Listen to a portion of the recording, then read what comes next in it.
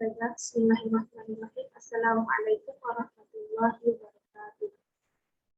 Baiklah, perkenalkan nama saya Lili Rahmawati dengan NIM 190050 itu akan membahas terkait dengan teori, konsep, dan strategi keluarga mendidik remaja di era teknologi informasi dalam mata kuliah pendidikan keluarga dengan dosen pengampu Bapak.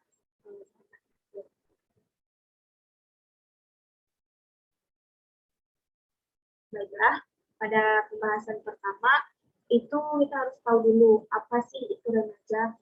Nah, pengertian remaja itu ada 3 pengertian menurut para ahli.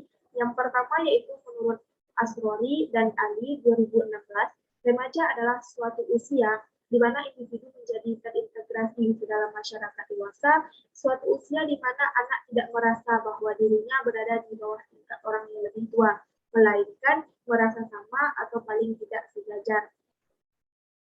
Nah, kemudian yang kedua, yaitu menurut Kurlov tahun 1980 yang menyatakan bahwasanya masa remaja berlangsung dari usia 13 tahun sampai 16 tahun atau 17 tahun dan akhir masa remaja mulai dari usia 16 hingga 18 tahun. Bisa disebut usia tersebut matang secara hukum. Dengan begitu, masa akhir remaja sangatlah singkat.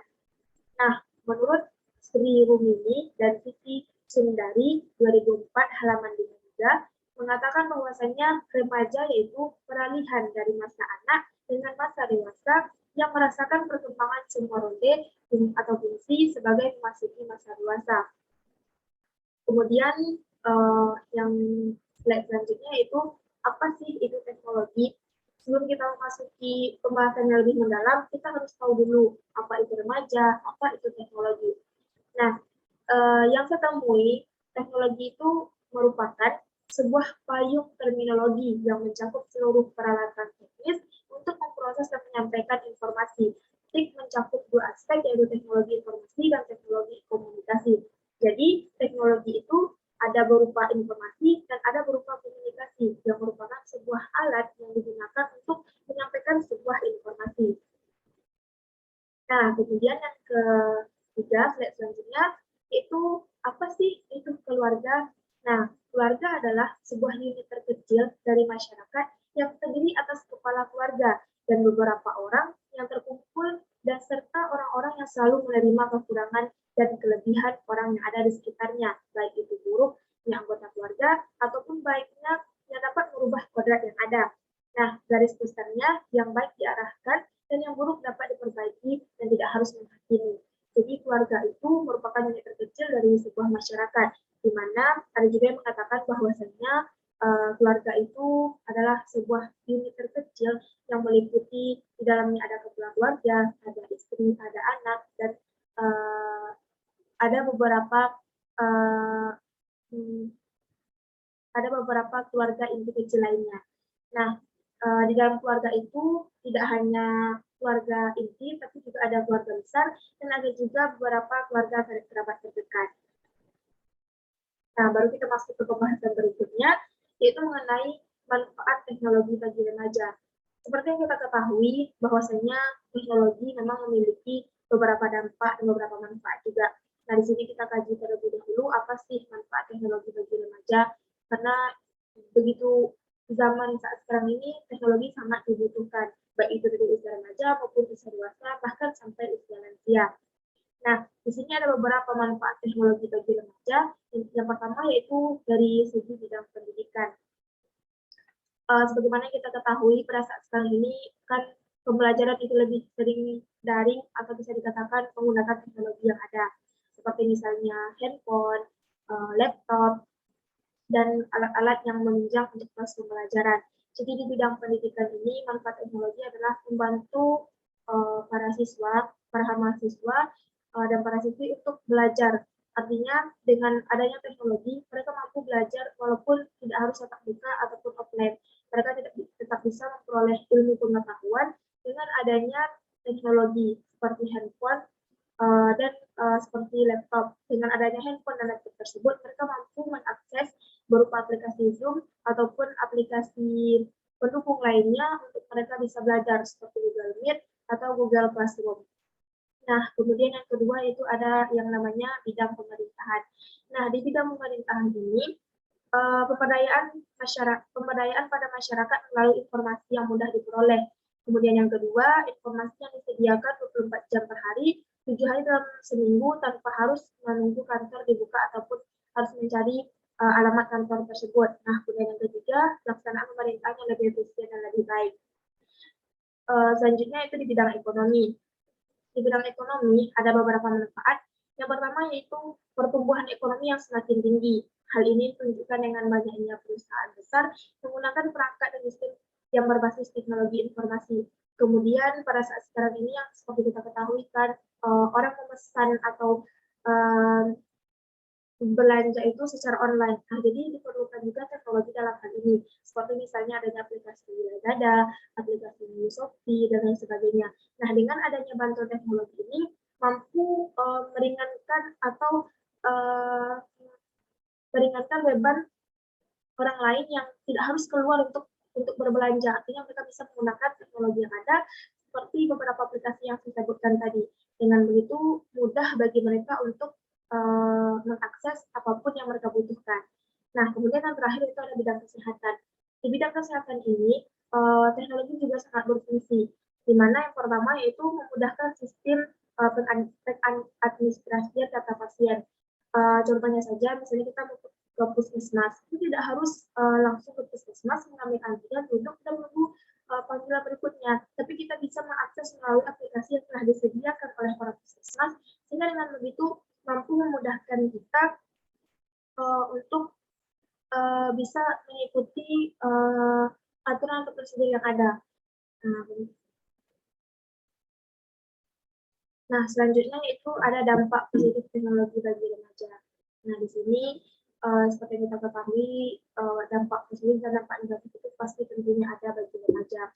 Nah, dampak positifnya dari perkembangan teknologi bagi para remaja antara lain yaitu dengan adanya internet, para remaja dapat berkomunikasi dengan pengguna lainnya dari seluruh dunia. Kemudian dengan adanya internet sebagai media pertukaran data, dengan menggunakan email, para remaja dapat saling bertukar informasi dengan cepat dan murah. Kemudian ada juga beberapa dampak positif lainnya, seperti dengan adanya internet, para remaja dapat berkomunikasi dengan pengguna lainnya dari seluruh dunia. Dan dengan adanya internet sebagai media pembelajaran memudahkan bagi para remaja khususnya di bidang pendidikan. Jadi dampak positif teknologi bagi remaja cukup banyak, namun juga ada nanti dampak negatif yang diakibatkan oleh teknologi ini bagi para remaja. Nah, ini dia dampak negatif teknologi bagi remaja.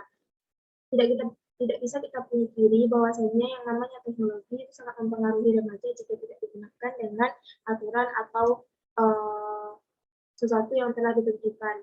Jadi untuk remaja tidak cukup dikasih teknologi kemudian dibiarkan saja, tapi juga perlu diawasi karena memang dampak negatif ini sangat mempengaruhi untuk masa depan remaja yang akan datang. Nah, beberapa dampak negatifnya, yang pertama yaitu para remaja akan sering mengunjungi situs-situs yang berbau pornografi. Nah, kemudian yang kedua, dengan adanya internet akan dijadikan ajang perjudian online di kalangan remaja. Yang ketiga, terjadinya banyak penipuan di kalangan remaja, khususnya di bidang transaksi jual beli online. Nah, kemudian yang keempat, akan menimbulkan banyaknya kejahatan yang terjadi seperti penculikan, pemerkosaan, dan lain sebagainya. Jadi tidak bisa kita pungkiri untuk dampak negatif ini sangat banyak. Jadi untuk para remaja, jika diberikan teknologi itu berupa handphone, perlu diawasi oleh orang tuanya. Jadi ada beberapa strategi yang harus dilakukan oleh orang tua untuk mengatasi dampak dari era teknologi informasi komunikasi yang semakin hari semakin maju. Nah, ini dia pembahasannya. Strategi apa sih yang harus digunakan keluarga untuk mendidik remaja di era teknologi informasi dan komunikasi? Jadi ada 4 langkah membangun literasi digital sehat dalam keluarga. Nah, yang 4 langkah ini apa aja? Yang pertama itu meningkatkan pengetahuan orang tua. Di sini orang tua seharusnya tahu situs-situs apakah yang memberikan manfaat di internet bagi anggota keluarga dan situs apa yang tidak memberikan manfaat serta merugikan mereka. Dengan demikian, orang tua dapat mengarahkan anggota keluarga untuk menggunakan akses internet secara sehat. Kemudian yang kedua, komitmen teknologi digital sehat. komitmen yang tinggi dan dari segenap anggota keluarga, terutama orang tua, pada tata cara menggunakan teknologi, digital patut mendapat perhatian lebih. Kenapa? Karena orang tua seharusnya bisa membuat aturan yang dipatuhi bersama dengan penggunaan teknologi digital. Contohnya saja, seluruh anggota keluarga tidak boleh menggunakan gawai pada saat makan, atau tidak membuka situs yang tidak bermanfaat, membatasi jam penggunaan gawai, terutama pada saat jam belajar anak-anak. Kemudian langkah yang ketiga itu menyediakan keberagaman aktivitas rekreasi.